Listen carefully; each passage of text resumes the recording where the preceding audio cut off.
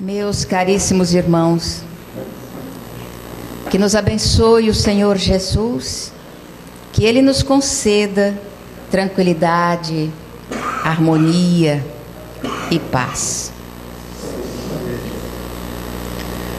Ó Deus, que sois o eterno pensamento, a vontade suprema, o movimento, por excelência a ação, que sois o fulcro donde jorra a vida, o ignoto ponto de partida de toda a criação.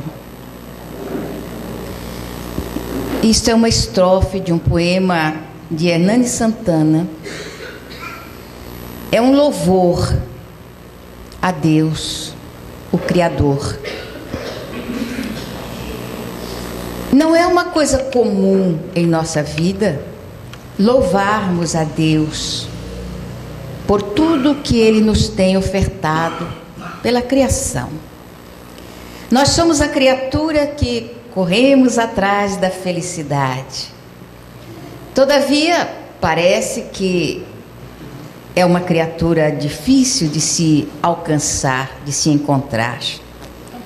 Somos os que falamos muito de amor e procuramos encontrá-lo em algum determinado lugar. Todavia, esconderam tão bem que o homem não tem conseguido encontrar esse dom divino que é o de ser amado, que é a preferência de todos nós, sermos amados. Naturalmente, em detrimento de amar. Então a gente pergunta, onde será que está o amor? Como é que a gente poderia encontrá-lo? Todavia, se alongarmos os olhos para fora, dificilmente vamos encontrá-lo. Porque, em realidade, precisamos fazer uma longa viagem, uma larga viagem, não para conhecer outras terras, para descobrir novas terras, mas para desvendar os escaninhos da alma.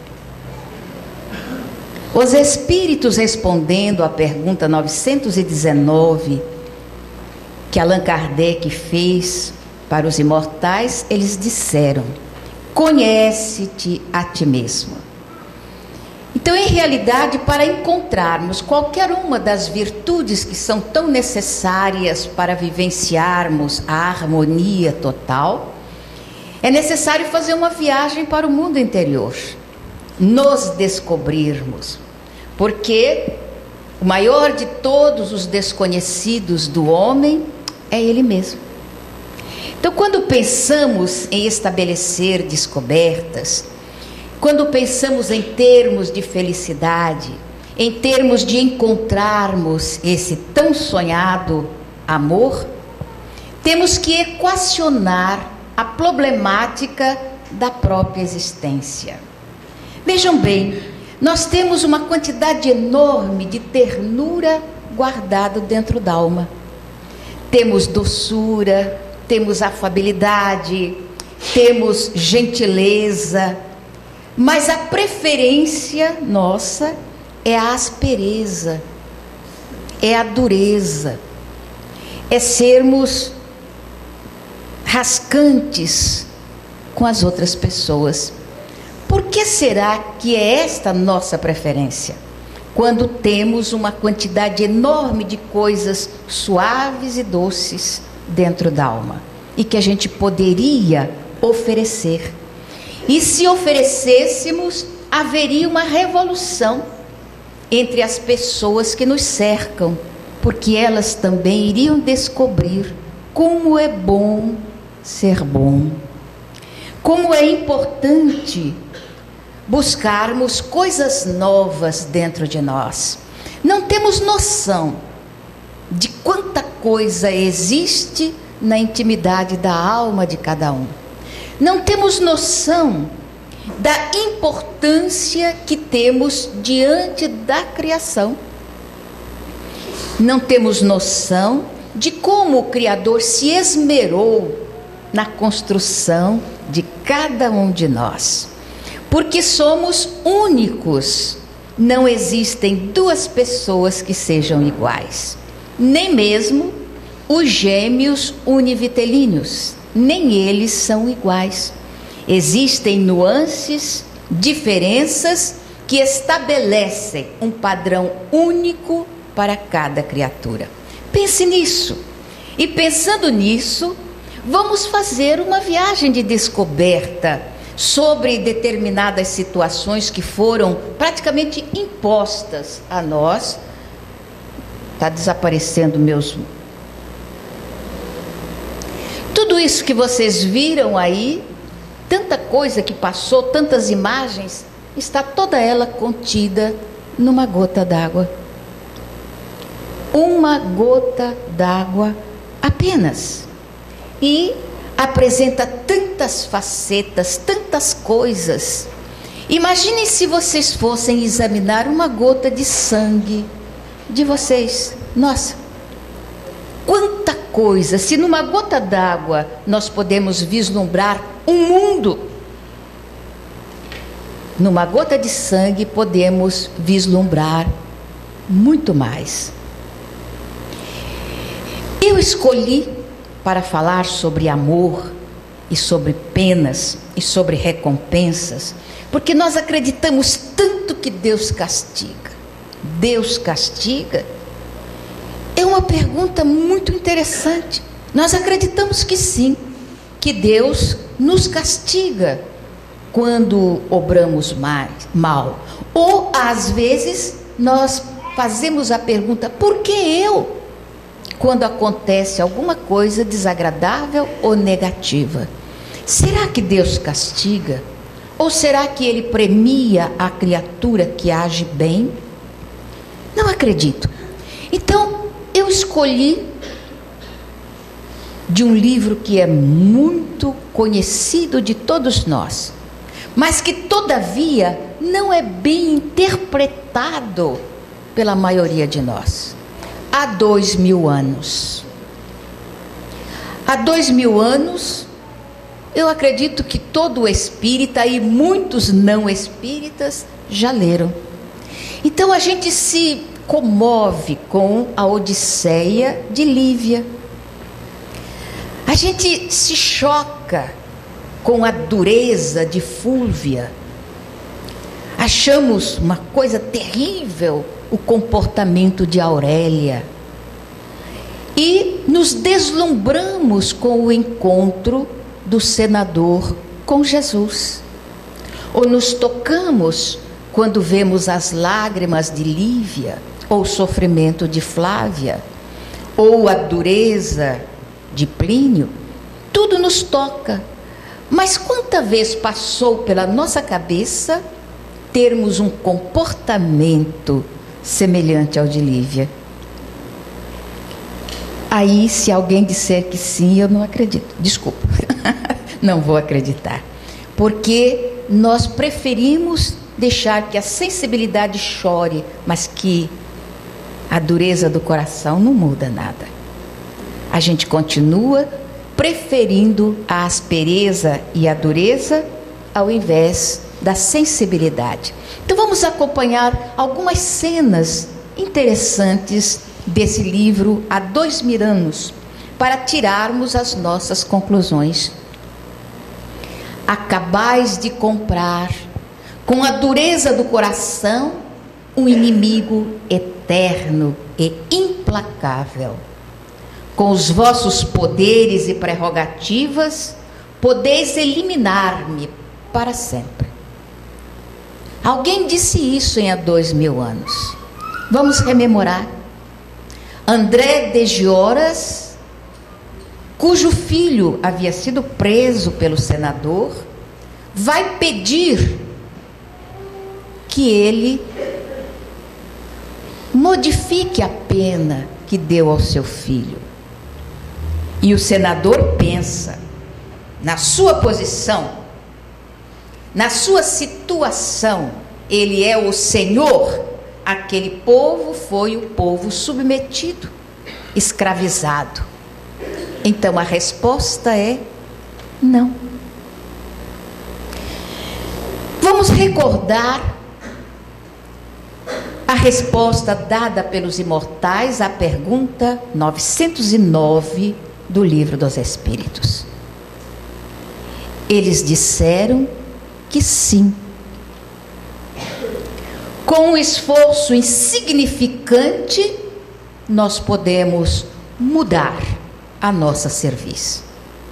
Foi a resposta que eles deram quando Kardec pergunta se seria fácil para o homem mudar as suas inclinações negativas para torná-las inclinações boas. E eles disseram que sim, e com um esforço insignificante. Essa resposta vai de encontro ao que nós pensamos. Porque se a pergunta fosse feita aos senhores, a resposta seria taxativa. Sim, é difícil. É difícil para nós mudarmos as nossas inclinações. Os espíritos não dizem isso. E diante desta cena, um pai pedindo a outro pai que perdoe o seu filho, que desculpe, porque é muito jovem, porque não raciocina direito e agiu na impulsividade. Um povo submetido, um jovem que de repente toma de uma pedra e atira, e vai atingir exatamente a esposa do senador. Nesse momento, ele poderia, se o desejasse, frenar as inclinações negativas. E ao invés de dar a voz do orgulho, dizendo não, com um esforço insignificante, ele poderia ter dito sim. Olha como o esforço realmente é insignificante. É sim ou não. Nós podemos dizer não às inclinações negativas, aos desejos que nós sabemos ser temporários, um dia serão submetidos, vencidos, ou podemos dizer não à realidade do bem e seguirmos o caminho tortuoso das paixões do mundo. Aqui no caso, o senador preferiu as paixões. Uma opção rápida, com esforço insignificante, ele disse não. E olha a resposta do homem: acabais de comprar com a dureza do coração um inimigo eterno, implacável. Vamos pensar em termos de espiritualidade. Vamos pensar em termos de continuidade da vida. Quanta vez nós compramos inimizades sem pensar duas vezes? Quando ferimos as criaturas, e às vezes a gente nem percebe que feriu. Quando pisamos nos sentimentos de outras criaturas. Quando roubamos a paz, a esperança, a tranquilidade dos outros. Ou quando damos falsas esperanças a outros corações. Essa resposta dada ao senador pode ser a mesma dada a nós mesmos, pelo comportamento que tomamos diante das circunstâncias da vida. E compramos inimizades que às vezes a gente nem imagina que comprou, com atitudes impensadas. Por isso, nós sermos seres racionais, seres que devemos pensar antes de qualquer atitude. Mormente o espírita, mormente nós, que vivemos num mundo lindo que Deus nos ofereceu, para que desenvolvêssemos na alma sentimentos lindos também. Então, o pai continua dizendo ao senador: plantaste agora uma árvore de espinhos, cujo fruto um dia amargará sem remédio o vosso coração duro e insensível. Inimizades, paixões, criando para nós penas que não foram mandadas por Deus.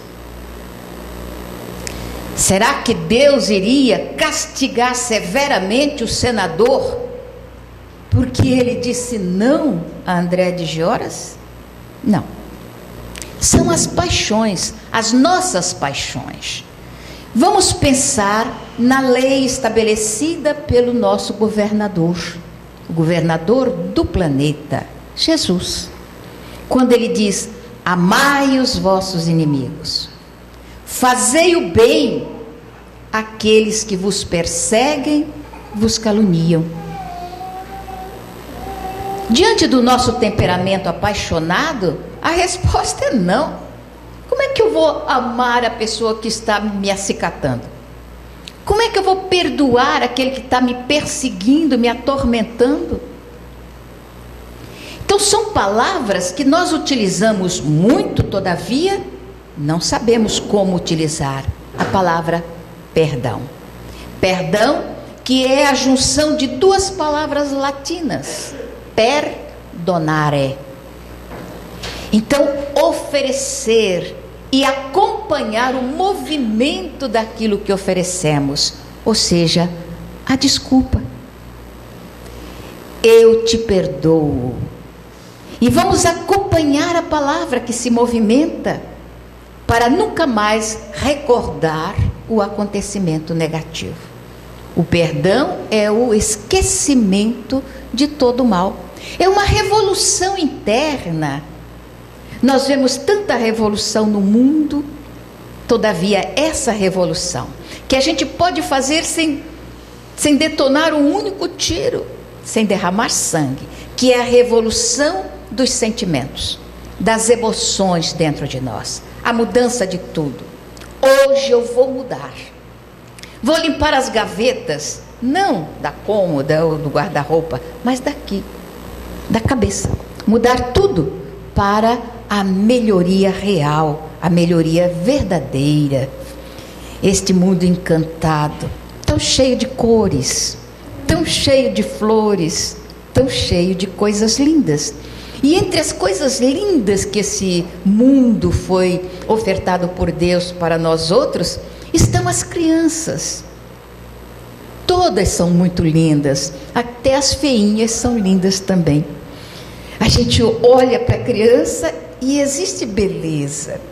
Eu estava numa casa de passagem, onde as crianças que são maltratadas, as crianças que estão à margem social, são recolhidas. E quando eu cheguei, veio correndo ao meu encontro um garotinho, feinho, no que diz respeito à harmonia das formas. O narizinho escorrendo, sujo, os olhinhos também todos. E eu fiquei olhando para aquela carinha e falei: misericórdia, isto vai crescer, isto vai ser um homem. Esta criatura vai ser um produto das paixões do mundo? Ou será um produto do amor que Deus colocou na terra? Qual será a escolha dele? Escolher entre o maltrato social, o abandono familiar, ou ele vai escolher as belezas que Deus colocou no mundo para se harmonizar? É uma escolha nossa. É uma escolha pessoal e nem sempre fazemos a escolha melhor.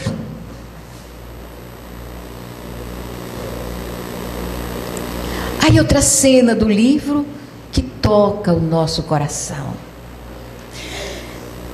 Existem muitos escritos a respeito de Jesus, afirmando uns a sua presença na terra, e outros negando que ele houvera existido entre nós. Muitos afirmam que ele é verdadeiro, outros afirmam que não. Ocorre que nós não temos, historicamente falando, registros de que ele haja realmente vivido na terra. São muito poucos esses registros. Os acontecimentos que são narrados a respeito dele nos evangelhos não têm registros históricos. Então nós poderíamos dizer que um registro histórico real seria a carta do senador Públio Lentulus para Tibério César. Porque os romanos tinham,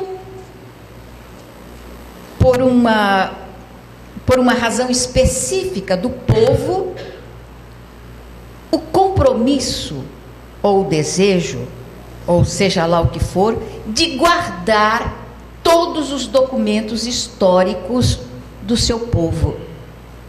Então, a carta de um senador para o César era um documento de grande importância.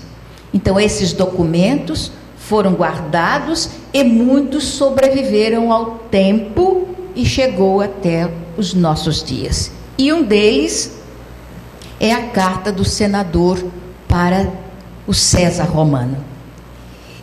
Então, ele narra a visão que ele teve de Jesus. É um documento que, digamos assim, corrobora a vivência de Jesus na terra. E aqui no livro, ele fala do encontro que teve. Recordam? Ele está atormentado pela enfermidade da filha. A esposa suplica que ele vá ao encontro de Jesus. E a filha pede também. Ele não tem coragem, ele não ousa dobrar o seu orgulho. E ontem nós estávamos falando sobre o orgulho, o maior empecilho à nossa evolução, o orgulho. Eu não cedo. E quanta gente morre na estrada porque não cede a vez. Prefere colocar a vida, expor a vida, do que ceder a vez. Então ele não quis ceder do seu orgulho e estar entre o povo. Ele vai caminhando, encontra uma região bucólica. E aí ele tem o encontro e faz essa tradução do personagem. Tratava-se de um homem ainda moço, que deixava transparecer dos olhos profundamente misericordiosos uma beleza suave e indefinida. Os olhos, não resta dúvida, representam o espelho da alma. A boca pode mentir à vontade, mas os olhos não mentem. Então a gente pode dizer, eu te amo, mas os olhos não traduzem as palavras da boca. Eu tenho por mania observar as pessoas, eu gosto de ver o que está nos olhos das pessoas. Eu acho impressionante. Então eu tenho aqui fotografado uma quantidade enorme de olhos, de pares de olhos, que eu vou fotografando e vou gravando na minha mente. Então, quando Jesus diz que nós podemos possuir a terra, eu acredito piamente, porque tudo que é lindo, tudo que é bom, tudo que é suave, a gente fotografa e guarda, e carregamos conosco tudo isso. E cada vez que precisamos de alguma fotografia especial, a gente saca daquilo que está gravado no arquivo da mente. Então a gente conduz a terra e as belezas da terra onde quer que a gente vá, até o mundo espiritual. Então ele traduz em palavras. Tratava-se de um homem ainda moço, que deixava transparecer nos olhos esse espelho da alma, esse que não mente nunca. Profundamente misericordiosos, uma beleza suave e indefinível. A tradução que ele faz da figura de Jesus. E aí então, a indagação dele: senador, por que me procuras? E aí a admoestação que ele faz.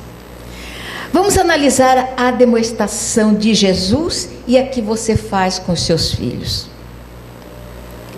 A que você faz com a sua esposa. As respostas que dá ao seu marido. Então, essas imagens sensibilizam, faz a gente chorar, mas por que não faz mudar também? Por que não? O nosso mundo já poderia ser um mundo mais harmonioso, melhor.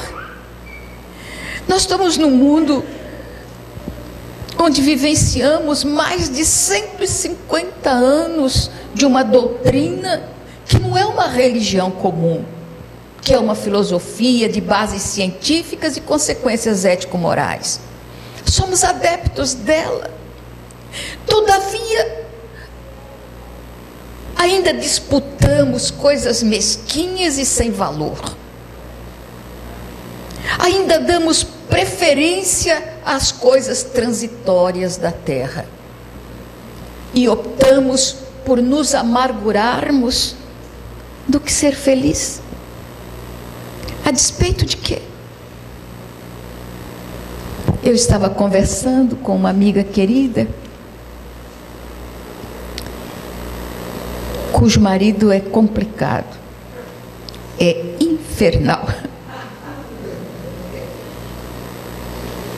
E eu, conversando com ela, disse: pois é, a vida às vezes tece umas tramas para a gente que são bastante complicadas. E ela falou: eu acredito nisso, acredito piamente.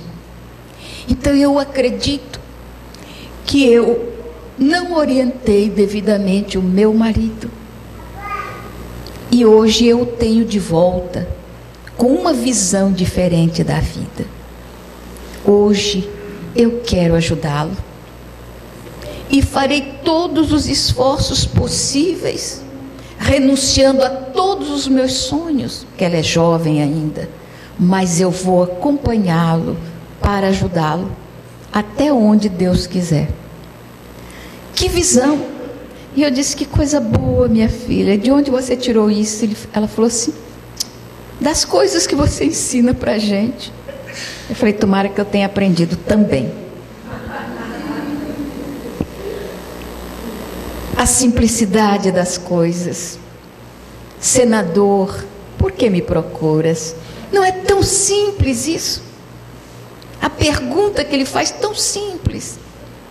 E aí ele dizer: seria bem melhor que me procurasse à luz do sol, no meio do povo, onde quer, que estivesse presente as outras criaturas para quebrar, para domar o orgulho. Mas a gente opta por não, pela fuga. A simplicidade de um fungo ampliado para que a gente veja a ternura de Deus para conosco, enfeitando a vida. Olha o que ele diz: fora melhor que me procurasses publicamente, na hora mais clara do dia, para que pudesses adquirir de uma só vez e para toda a vida a lição sublime da fé e da humildade. Olha só, não cedo, não arredo o pé. Quanta vezes a gente já ouviu isso ou já disse isso? Não levo desaforo para casa. Eu acho isso de uma tolice tão grande. Não levo desaforo para casa. Olha que desaforo que é isso. Porque a gente já está levando desaforo. Nós somos o próprio desaforo que está indo para casa. Então, buscar Jesus, mas com sinceridade. Nós estamos falando em descobrir o amor, construir o amor. Como é que a gente vai construir alguma coisa se o coração está referto de outras coisas que não têm valor? Então, primeiramente, limpar o coração. Isso está no Evangelho. Primeiro, limpar o coração, para podermos encher com as coisas boas que a fé nos oferece. A perfeição da vida. Pensa que você é uma flor. Pensa no perfume que você pode exalar. Todavia a gente prefere exalar odores virulentos através da ira, da raiva, das reações. Mas quando a gente sente que pode haver em nós um perfume especial, isso é tão extraordinário. É uma alegria tão grande que nada compara a gente estando na terra. Esse libelo de Jesus deveria servir para nós outros que corremos atrás dos poderes temporais, das coisas do mundo, que valoramos tanto coisas que não têm valor. Porque vão ser abandonadas. Corremos atrás da beleza. Meu Deus, é a beleza da alma que importa, não é a beleza do corpo. Às vezes eu me olhava no espelho quando jovem ainda, nos meus 18 anos, e pensava, Deus podia ter caprichado um pouco mais na minha aparência. Então eu olhava o nariz da minha irmã, que era lindo, e olhava no meu, eu falava, meu Deus, ele tinha que botar um nariz esborrachado desse no meio do meu rosto. Por que isso? Eu pensava. E diante das curvas harmoniosas de uma Sophia Loren, de uma Gina Lollobrigida, de uma Jenny Mansfield, eu falava, tinha que botar essa magreza em mim, que não acaba nunca mais. E eu olhava, e os meus irmãos me chamavam de cabo de vassoura, porque era seca, tinha nada. E eu ficava muito triste com isso. E um dia eu estava conversando comigo na frente do espelho, e uma senhora ouviu. Ela ia passando, ela foi visitar a mamãe, e ela parou, aquelas bobagens de menina, moça, e ela ouviu. Aí ela falou assim, você está reclamando de coisas que não têm valor. A coisa mais importante no rosto de uma criatura são os olhos. Eu falei, meu Deus do céu, o meu apelido dos meus irmãos me apelido de olho de boi, porque eu tenho os olhos muito grandes. Olho de boi. Ela falou assim, pois é, são olhos lindos, olhe para eles e não olhe para o nariz. Eu falei, tá bom. E ela começou a falar de coisas, e eu acredito que isso me marcou. E eu fiquei apaixonada pelos olhos das pessoas. É o que eu observo primeiro quando converso com alguém. Olha Jesus falando, todos os poderes do teu império são bem fracos, e todas as suas riquezas bem miseráveis. Porque tudo isso é transitório, mas os valores da alma, esses não passam. Esses vão conosco como raios de sol. Esses caminham conosco como o ouro ao qual a gente dá tanto valor aqui na terra. Suas ciências se transformarão ao sopro dos esforços de outros trabalhadores mais dignos do progresso. Suas leis iníquas serão tragadas no abismo tenebroso deste século de impiedade, porque só uma lei existe e sobreviverá aos escombros da inquietação do homem. A lei do amor. A lei do amor. Só essa vai sobreviver, porque esta foi instituída pelo Pai, pelo Criador. Por que não buscar esse caminho, já que a gente tem ele delineado diante dos nossos olhos? Em tudo existe amor, em tudo existe a presença de Deus. Ó Deus, que sois o eterno pensamento. Cada vez que eu desperto pela manhã e abro a janela da minha casa, eu me deslumbro com o meu pequeno jardim. Olha, dar nome de jardim assim é forçar um pouquinho a circunstância. Um pedacinho de terra onde está plantado miríades de coisas. Mas eu me deslumbro com a fartura de beleza que Deus coloca na terra e que nem sempre a gente tem olhos de ver.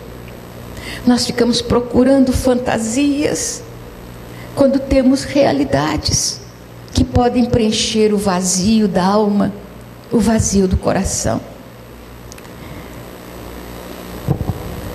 Os títulos que o berço me outorgou, isto aqui é um outro aspecto. Nós já vimos então a semeadura da dor. Como nós vamos semeando a dor para depois termos a colheita. E é na hora da colheita que a gente reclama. Por que eu? Porque no meio de tanta coisa boa no mundo, porque justamente no meu jardim que foi nascer as urtigas todas da vida. Porque não analisamos, não pensamos. Aí então, essa doutrina extraordinária que nos fala do passado e do projeto de Deus para a evolução do homem através das reencarnações. Então, quando estivermos colhendo as sementes duras, no hoje, pensemos no ontem. E pensemos nas palavras de Paulo. A semeadura é facultativa. Nós podemos semear o que quisermos. Todavia, a colheita é obrigatória. Então, ninguém colhe frutos amargos se não tiver plantado antes. Esta é uma palavra de Lívia, conversando com Ana, a sua amiga. Os títulos que o berço me outorgou não conseguiram eliminar as provações que o destino também me trouxe, com a mocidade e a fortuna fácil. Então a gente se pergunta, por que eu? Existem os que sofrem porque plantou sementes amargas, e existem aqueles que passam por provações difíceis por amor a outras criaturas. Olha que coisa extraordinária. Lívia sofreu. Estou perguntando. Quem leu o livro sofreu. Mas ela não estava absolutamente colhendo os frutos amargos do seu plantio. Por isso o sofrimento era diferenciado. Toda vez que exista revolta em nós, pode ter certeza que foi a colheita. Quando existe a tranquilidade de quem observa a dor e se conforma com ela, aí o plano divino é diferente. Isto é o sofrer por amor. O Evangelho fala em bem e mal sofrer. Nós podemos sofrer mal, que são as expiações e as provas, ou bem sofrer, quando nós sofremos por amor a outras pessoas. No caso da minha amiga, é o sofrer por amor. Ela deseja conduzir o seu companheiro. Não é frená-lo, não é transformá-lo, não é modificá-lo. Acompanhar-lhe os passos e vagarosamente ir acertando esses passos. Era o objetivo de Lívia. Ela veio para auxiliar o companheiro. E ela está mostrando à sua amiga os títulos que o berço otorgou, porque ela era de família patrícia, não conseguiram eliminar as provações. É o bem e o mal sofrer, depende de cada um. De que lhe valiam, dizia ela, agora as vitórias políticas e a significação social, sob a mão implacável do seu impiedoso destino neste mundo. Aí então nós vemos a figura agora do senador, com tantos títulos, com tanta riqueza, com tanto isso, com tanto aquilo, estava sofrendo na alma, no coração, o guante impiedoso do quê? Das penas. Mas são penas impostas por Deus? Não. As penas que ele padeceu naquela existência foram plantadas por um não, que ele disse a um pai sofredor. Não. Foi tão simples, né? Poderia ser sim e teria modificado todo o seu destino. Teria modificado toda a sua história. Mas ele optou por uma folha seca.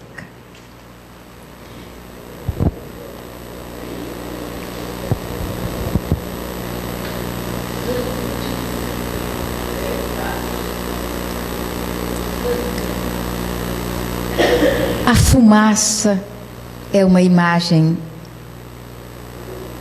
bonita nas coisas.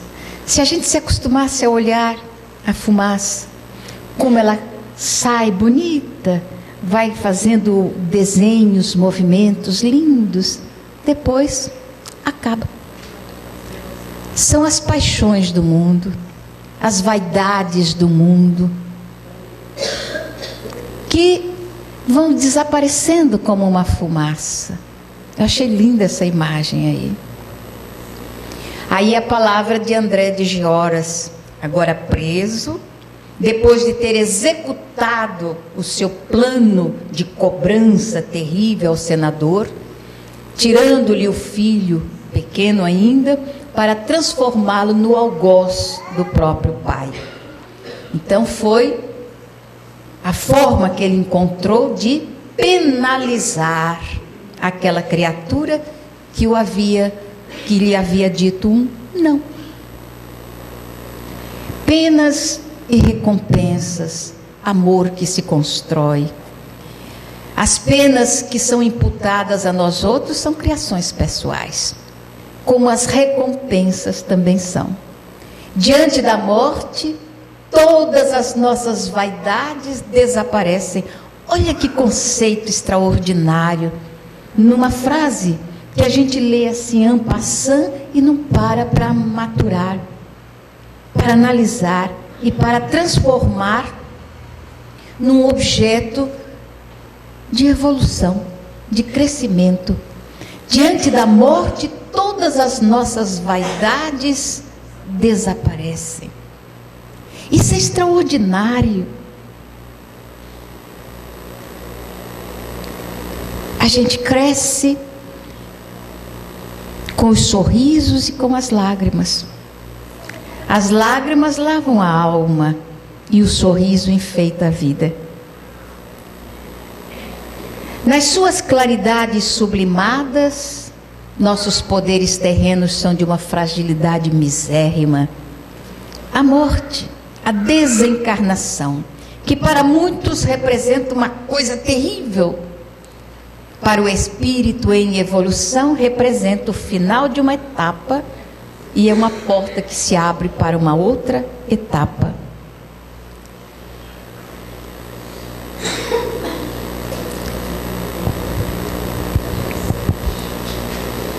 Eu estou dando um tempinho para que vocês leiam.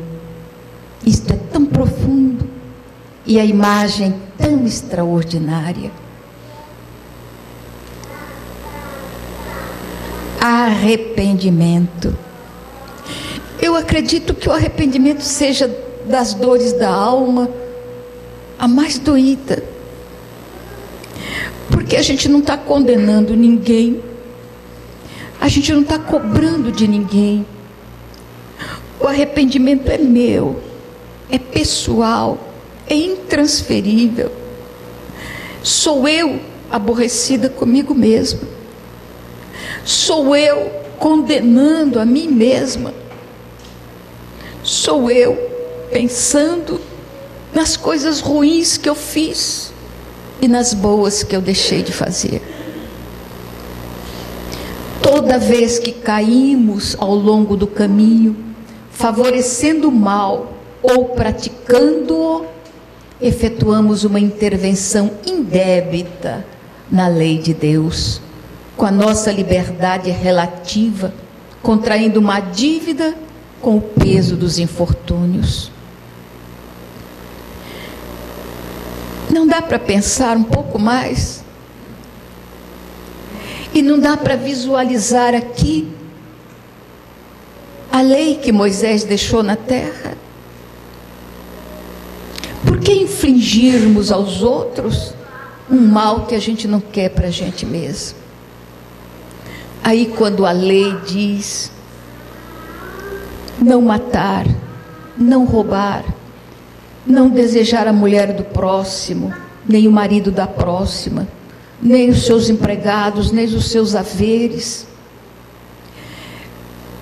Não dá para visualizar nesta conversa que é feita aos pés da sepultura?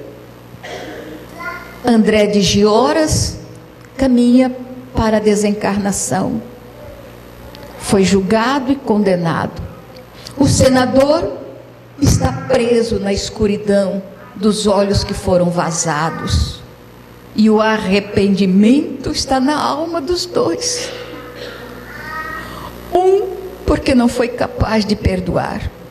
O outro, porque foi incapaz de compreender uma situação.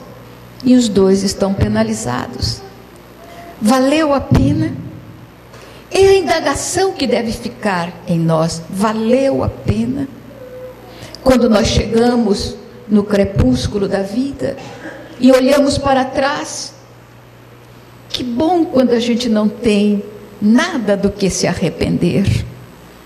E como é triste se nós estamos emaranhados nas sombras do arrependimento.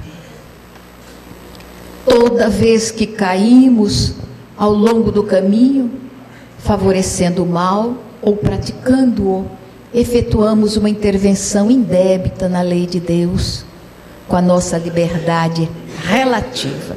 Olha que coisa fantástica isso. Liberdade relativa.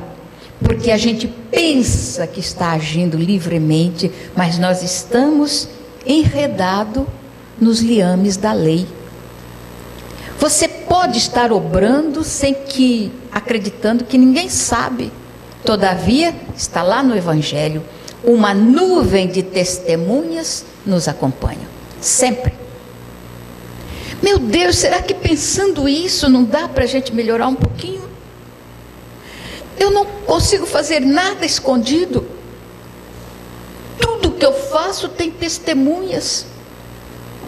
Não dá para que eu entenda isso e tente mudar?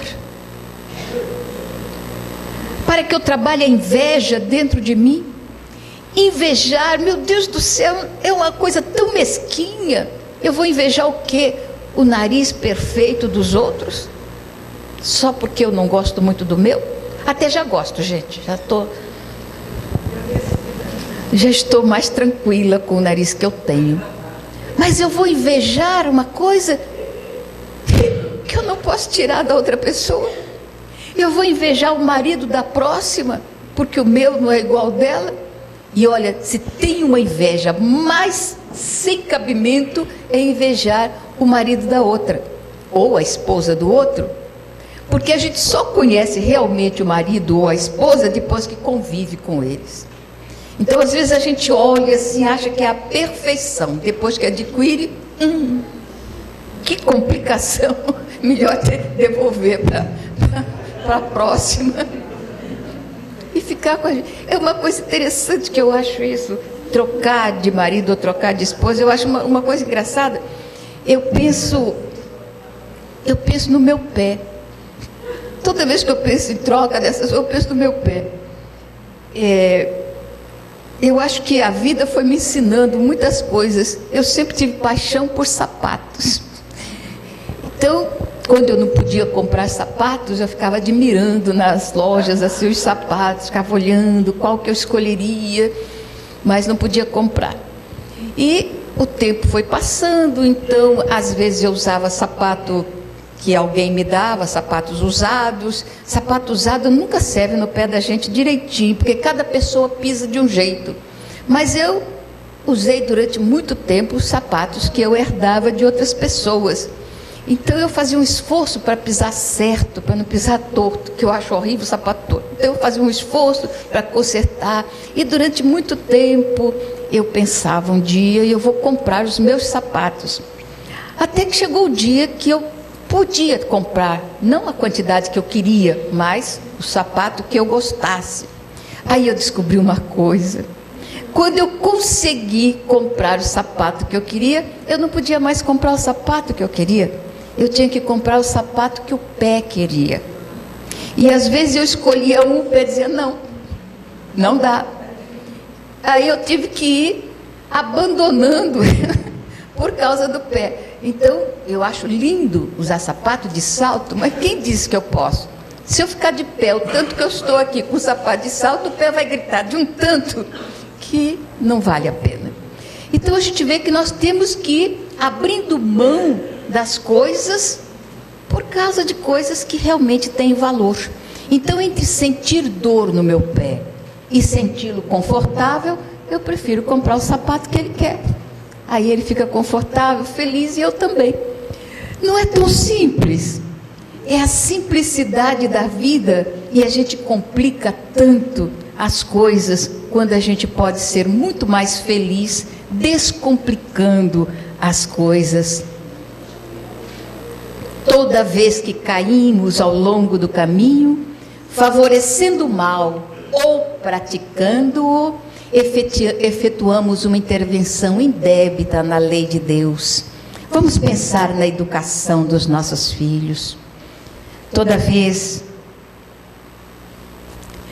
que nós agredimos os nossos filhos, toda vez que nós humilhamos os nossos filhos, toda vez que agimos com dureza, nós estamos praticando o mal.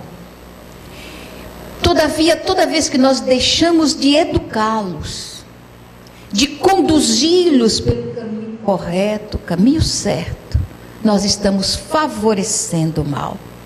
Então, dois aspectos de uma mesma coisa que precisa ser visto. Educação dos nossos filhos deve ser feita com carinho, com amor, todavia com severidade. Temos que ser severos para conduzi-los pelo bom caminho. E temos que ser ternos para que eles entendam essa severidade. E isso é a melhor coisa, para que as dívidas não venham com todos os seus infortúnios. Uma gota d'água. Aqui tem uma música de fundo que ele não botou a música. Então eu sinto muito. Ah, ele botou, obrigada. Uma gota d'água no oceano da vida. Uma gota d'água pode representar tanta coisa. Apresentar o mundo diante dos nossos olhos. Uma gota d'água que traz dentro de si o germe de todas as coisas, de todos os sonhos, de todos os pensamentos, a construção de coisas grandiosas que podem marcar para sempre a nossa existência. Tanta coisa boa que pode advir, como tantas coisas tristes que advêm também. Alguma coisa está acontecendo, ele não quer mostrar tudo o que foi a Nete que colocou para vocês, porque eu não sei fazer uns negócios bonitos desses, só sei pensar, eu idealizo e ela faz.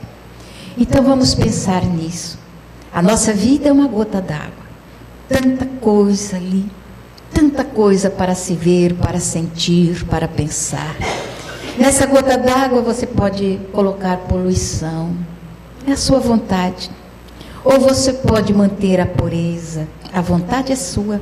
Mas lembra, as penas pelas quais passamos na terra não foram impostas por Deus. A palavra daquele homem mostra claramente: acabais de plantar uma árvore cujos frutos serão terríveis. Assim como as recompensas também. Depois que ele passa pelos trâmites do arrependimento, da compreensão das situações, no mundo espiritual, ele reencontra Lívia. E aí a dor é muito maior, porque o arrependimento dói com mais intensidade quando a gente olha e vê quanta coisa boa eu podia ter feito e não fiz. Então a construção do bem em nós, essa libertação, cabe a nós outros. O amor é uma construção que se faz passo a passo, como a gota d'água. Uma, mais uma, forma o regato. Um regato mais outro forma o rio. E o rio juntando, tudo corre para o mar. É assim que nós temos que caminhar também. É assim que temos que pensar. E recordando o poema de Hernani Santana: ó Deus, que sois o eterno pensamento, a vontade suprema, o movimento. por excelência a ação. Que sois o fulcro de onde jorra a vida, o ignoto ponto de partida de toda a criação. Pensemos nisso e vivamos com amor, sem arrependimentos. Muita paz. Muito obrigada.